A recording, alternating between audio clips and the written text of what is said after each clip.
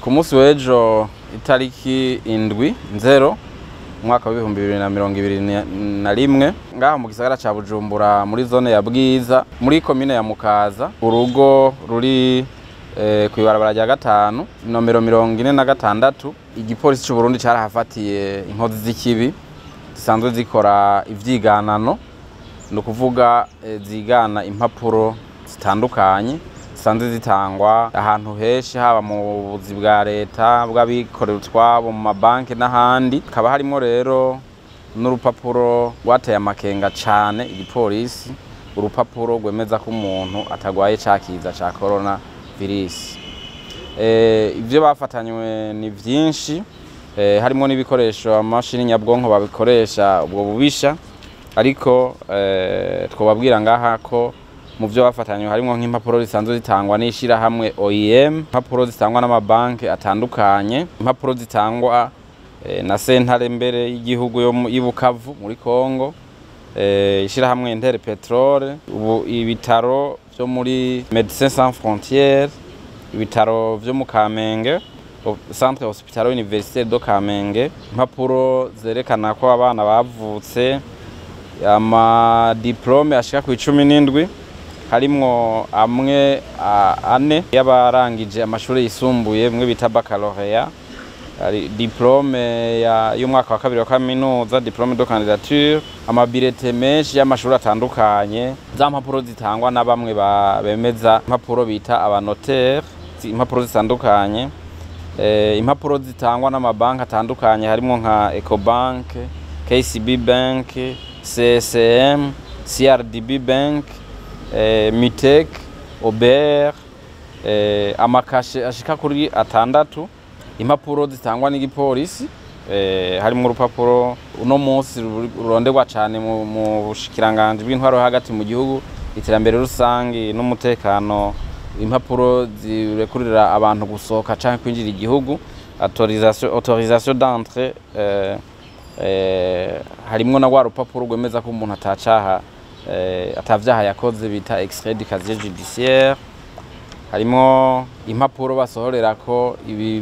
bimwe vyo mu mabanki bavyerekana ukungene amakonte y'umuntu yagiye arakora, impapuro zerekana batangwa mu makomine nk'amatestation d'identité, impapuro z'abana bavutse, impapuro z'ubugeni, impapuro n'izindi impapuro zitandukanye zitangwa mu makomine. Harafashwe rero n'utwuma bakoresha harimwo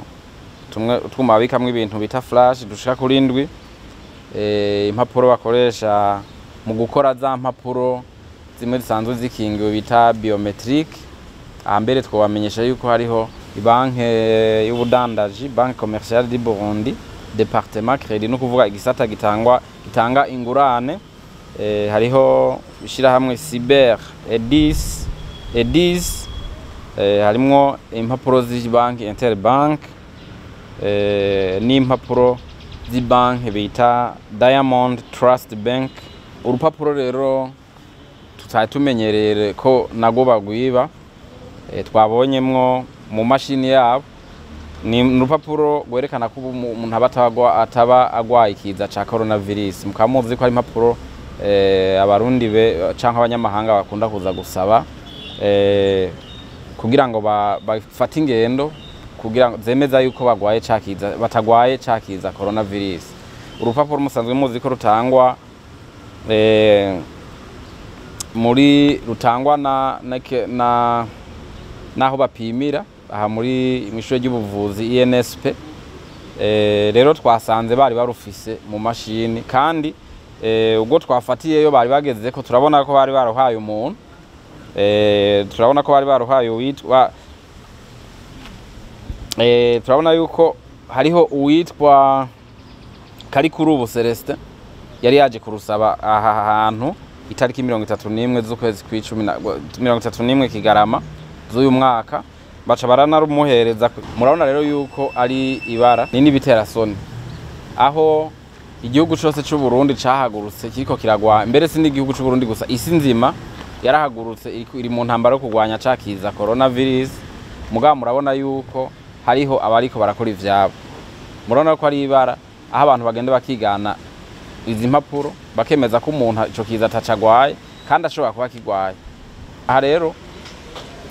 tukaba dusubiye kwibutsa abapolisi bose yuko umugambi wo kurwanya igiturire ari umugambi udahagarara. Murabona yuko wabikoze ejo mu kurekura inkozi z'ikibi yari yafashwe ko ubunyene aciye aja mu kibanza cyane. Urera acahanwa yagirizwa ko yarekuye inkozi y'ikibi, barabe neza cyatumye yirekura ivyo bashobora kuba bari bavuganye ko atoba imbere bari kumwe muri ubwo bubisha byose bazoca nawe bamukorera dosi ubunyene kugira ngo nabazoca mushikiriza ubutungane kuri ico cyaha. Aha rero abapolisi bose mbere n'abatari abapolisi abanyagihugu bose bamenye yuko wa mugambi wo kurwanya igiturire no kurwanya kudakora neza kudatungeraniriza bene gihugu ari igikorwa kibandanya. Ntibave biyumvira ngo twarahagaritse sivyo, abafatwa bafatwa n'ubundi bagiye kubandanya bafatwa gushikaho abo bantu baza kudutobera mu rwego rw'igipolisi canke baza gutobera abandi bene gihugu bafatwa bakigizwa inyuma.